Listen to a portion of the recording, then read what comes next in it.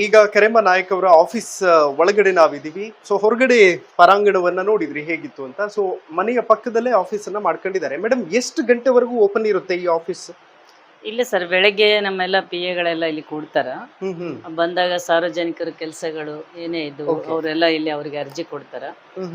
ಕೊಟ್ಟಾಗ ಅವರು ನನ್ನ ಗಮನಕ್ಕೆ ಯಾವ ತರಬೇಕು ಅವೆಲ್ಲ ತರ್ತಾರ. ನಾನು ಕೂಡ ಡೈಲಿ ಒಂದು ಸ್ವಲ್ಪ ಹೊತ್ತು ಬಂದು ಇಲ್ಲಿ ಕುಂತ್ಕೊಂಡು ಏನಂತ ನಡೀತು. ಜಾಸ್ತಿ ನಾನು ಇಲ್ಲಿ ಲೋಕಲ್ ಇದ್ದಾಗ ಇಲ್ಲಿ ಮನೆಯಲ್ಲೇ ಇರ್ತೀನಿ. ಯಾಕಂದ್ರೆ ನನಗೆ ಇನ್ನು ಆಫೀಸೇ ಕೊಟ್ಟಿಲ್ಲ ಇಲ್ಲಿ.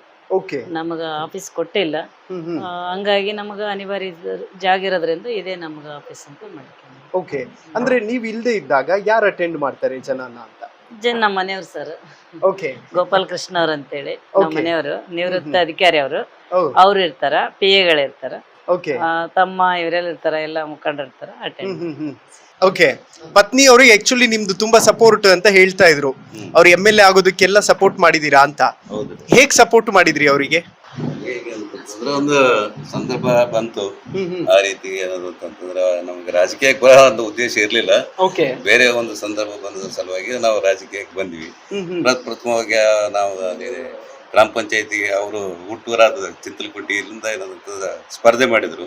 ಗ್ರಾಮ ಪಂಚಾಯತಿಗೆ ಸ್ಪರ್ಧೆ ಮಾಡಿದಾಗ ಏನದಂತಂದ್ರ ಸ್ಪರ್ಧೆ ಮಾಡಿ ಅತಿ ಹೆಚ್ಚು ಲೀಡ್ನಾಗ ಆರಿಸಿ ಬಂದ್ರು. ಆರಿಸಿ ಬಂದ್ಮೇಲೆ ಏನದಂತಂದ್ರೆ ಇಲ್ಲ ಅಧ್ಯಕ್ಷರಾಗ್ಲೇಬೇಕು ಅಂತಂತಂದು ಹೇಳಿ ಆ ಗ್ರಾಮ ಪಂಚಾಯತ್ ಮುತ್ತೂರು ಪಂಚಾಯತ್ ಗ್ರಾಮ ಪಂಚಾಯತ್ ಅಧ್ಯಕ್ಷರಾದ್ರು. ಅಧ್ಯಕ್ಷರಾದ್ಮೇಲೆ ಏನದಂತಂದ್ರ ಆಮೇಲೆ ಕಾಂಗ್ರೆಸ್ನವರು ಏನದಂತ ಗುರುತಿಸಿ ಅವರಿಗೆ ಬರ್ರಿ ಅಂತಂತಂದೇಳಿ ಇದು ಮಾಡಿದ್ರು. ಅವರು 10 ವರ್ಷ ಮಹಿಳಾ ಅಧ್ಯಕ್ಷ ಅಂತ ಮಾಡಿದ್ರು. ಆದ್ರೂ ಅಲ್ಲಿ ಏನದಂತ ಕಾಂಗ್ರೆಸ್ನೊಳಗೆ ಅವಕಾಶ ಯಾವ್ದು ಬೆಳಕ್ ಅವಕಾಶ ಇರ್ಲಾರ್ದಂತಾಯ್ತು. ನಾವು ರಾಜಕೀಯನೇ ಬೇಡ ಅಂತ ಸರಿ ಮಾಡಿದ್ವಿ. ಆದ್ರೂ ಮಾನ್ಯ ಪ್ರಧಾನಮಂತ್ರಿಗಳಾದ ದೇವೇಗೌಡರು ಏನದಂತ ಗುರುತಿಸಿ ರಾಯಚೂರಿಂದ ಅವರು ಲೀಡರ್ಗಳನ್ನ ಕಳಿಸಿದ್ರು. ಹೋಗ್ರಿ ಮೇಡಮ್ ಏನದಂತ ಕಾಂಗ್ರೆಸ್ಗೆ ರಾಜೀನಾಮೆ ಕೊಟ್ಟಿದ್ರಂತ ಕರೆಯವರು. ಅವ್ರನ್ನ ಏನದಂತಂದ್ರೆ ಪಕ್ಷಕ್ಕೆ ಸೇರ್ಸ್ಕೊಳ್ರಿ ಅಂತಂತಂದು ಹೇಳಿ ಅವ್ರೇ 5-6 ಜನನ ಲೀಡರ್ಗಳನ್ನ ನಮ್ಮ ಮನೆಗೆ ಕಳಿಸಿದ್ರು. ಅವ್ರು ಬಂದಾಗ ಏನದಂತಂದ್ರೆ ನಾವೇನ್ ಹೇಳಿದ್ವಿ, ಇಲ್ರಿ ಸರ್ ನಮ್ಗೆ ಬೇಡ ರಾಜಕೀಯ, ನಮ್ಗೆ ರಾಜಕೀಯ ಒಗ್ಗೋದಿಲ್ಲ, ನಮ್ಗ ಇದು ಆಗೋದಿಲ್ಲ, ಬೇಡ ಅಂತ ನಾವು ಸರಿ ಮಾಡಿದ್ವಿ.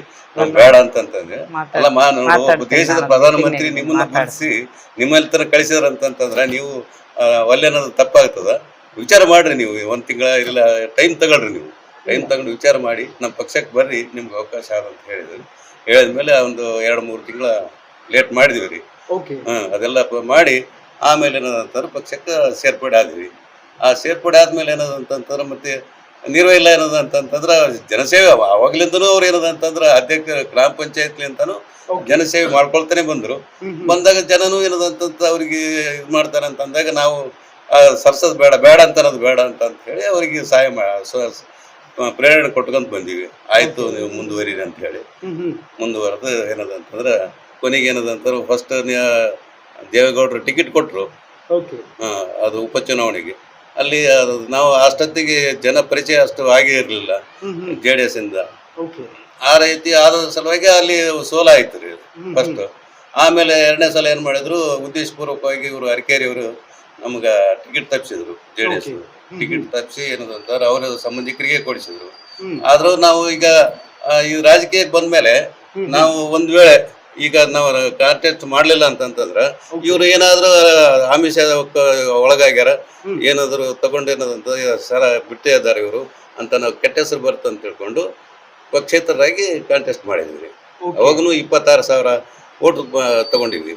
ಅದಾದ್ಮೇಲೆ ಏನದಂತಂದ್ರೆ ಮತ್ತೆ ನೆಕ್ಸ್ಟ್ ಏನದಂತ ಮತ್ತೆ ಅವರೇ ಇಲ್ಲಮ್ಮ ನೀನ್ ಬರ್ಬೇಕು, ನಮ್ದು ತಪ್ಪಾಯ್ತಂತ ದೇವೇಗೌಡರೇ ಸ್ವತಃ ಇಲ್ಲಿಗೆ ಬಂದು ನಮ್ಮ ಮನೆಗೆ ಬಂದು ಏನದಂತಂದ್ರೆ ನಿನಗೆ ಮುಂದೆ ಯಾವುದೇ ರೀತಿ ಇದಾಗದಲ್ಲಮ್ಮ, ನನ್ನಿಂದ ಅನ್ಯಾಯ ಆಗ್ಯದ, ನಾನು ದೇವದುರ್ಗ ಜನತೆಗೆ ನಾನು ಹೇಳಿ ಬರ್ತೀನಿ ಅಂತಂತಂದೇಳಿ ದೇವದುರ್ಗಕ್ಕೆ ಬಂದ್ರು ಅವರು.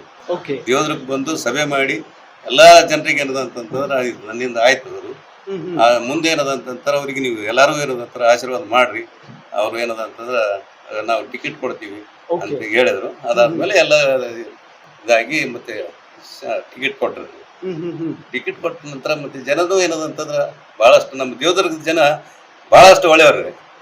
ಅವರಂತ ಒಳ್ಳೆಯವ್ರ ಎಲ್ಲಿ ಇಲ್ಲ, ಯಾವ ತಾಲೂಕದಾಗನು ಇಲ್ಲ. ದನ ಮನ ಎದುರಿಲ್ಲ ರೀತಿಲಿಂದ ಏನದಂತ ಸಹಾಯ ಮಾಡಿ ಸಹಕಾರ ಮಾಡಿ ಅತಿ ಹೆಚ್ಚು ಲೀಡ್ನಾಗ ಏನದಂತಂದ್ರ 35,000 ಅಂತರದಿಂದ ಏನಂತಂದ್ರೆ ಗೆಲ್ಲಿಸಿದ್ರು. ಅದು ಈಗ ನಮ್ದು ಉದ್ದೇಶ ಏನದಂತಂದ್ರ ಈ ನಮ್ಮ JDS ಪಕ್ಷದಾಗ ಹೆಚ್ಚಾಗಿ ಏನದಂತಂದ್ರ ಬಡವರು ಅತಿ ಹೃದಯವಂತರು. ಅವ್ರು ಯಾವುದೇ ಆಮಿಷ ಇಲ್ಲ, ಯಾವುದೇ ಆಮಿಷ ಇಲ್ಲ, ಯಾವುದೇ ಏನಂತ ನಮಗೆ ಆ ಕೆಲಸ ಮಾಡ್ಕೋಬೇಕು ಈ ಕೆಲಸ ಮಾಡ್ಕೋಬೇಕು ಅಂತ ಒಂದು ಇಲ್ಲ. ಆಯಮ್ಮ ಬಗ್ಗೆ ಅನ್ನೋದಂತ ಗೆದ್ದಳ ಅಧಿಕಾರ ಮಾಡ್ಲಿ ನಡೆಸಲಿ ಅಂತಂದಾಳೆ. ಅವ್ರು ಏನದಂತಂದ್ರೆ ಸಹಕಾರ ಮಾಡ್ತಾ ಇದ್ದಾರೆ. ಅವ್ರ ಆಸೆಗಳನ್ನ ಏನದಂತಂದ್ರೆ ಏನಂತ ದೊಡ್ಡ ಆಸೆಗಳು ಇರೋದಿಲ್ಲ. ಅವ್ರ ಆಸೆಗಳು ಮಾಡ್ಬೇಕಾಯ್ತಂದ್ರೆ ಪೂರೈಸಬೇಕಾದ್ರೆ ನಮ್ಗೆ ಸರ್ಕಾರ ಇದ್ರೆ ಒಳ್ಳೇದಿತ್ತು. ಸರ್ಕಾರ ಇಲ್ಲದ ಕಾರಣ ಏನಂತಂದ್ರೆ ತೊಂದರೆ ಆಗ್ಯದ.